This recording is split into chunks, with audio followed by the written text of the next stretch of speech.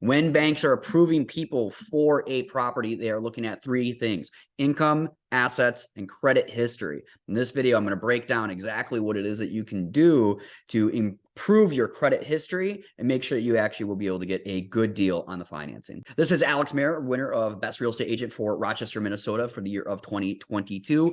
Back in my college days, I actually worked in an agency where we worked with a lot of people who had debt, and we would work them through a process whereby they could settle those deals and they could ultimately get on a path to financial health. So in this video, I'm going to break down what I've done over the years to help people in the real estate industry get qualified for the purchase of home. Maybe you've had some issues in the past. Maybe you're just preparing for getting ready to the market. And in this video, I'm going to break down some things that you can do just to make sure you're ahead of the curve.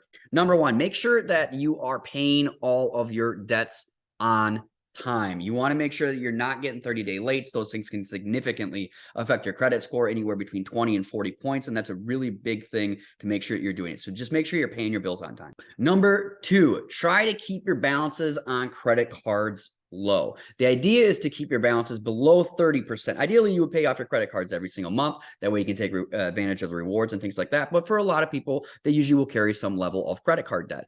When that situation happens, if you have a credit card that has a $2,000 limit and a credit card that has a $10,000 limit, but you have $1,500 that you owe on the $2,000 limit, try to get that below that 600 mark. Once you go above that 30% balance ratio, they start to list that as a maxed out credit card. And the idea is to keep those balances low. So you're actually better off on making sure that you have less than $3,000 on the $10,000 credit card and less than $600 on the $2,000 credit card. And if you have to, try to balance those things out so you can make it so you're below that 30% ratio. A pro tip is to actually contact your credit card providers and ask for an increase in your credit limit. A situation where this might be beneficial to you is if you owe $500 on a $1,000 credit limit credit card and you're able to increase that from $1,000 to $2,000, now you're below that 30% ratio, which is also going to help you out when you are actually applying for a mortgage, because you'll see you actually have additional lines of credit or credit available to you as a borrower.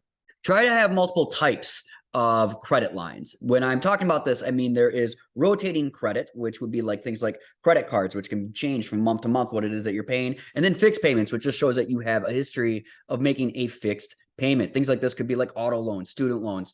When you think about a mortgage, so this is what the banks are looking for, and it will certainly help you out in the process of getting qualified for a purchase. On the flip side of that, don't go out and open up a bunch of credit cards either, especially when you are in the process of purchasing a home. That could be something that could swing your credit pretty regularly or pretty easily, and that could actually sabotage a whole sale. So do not open up any in-store credit cards. Don't go out and finance anything crazy like that when you are in the process of purchasing a home.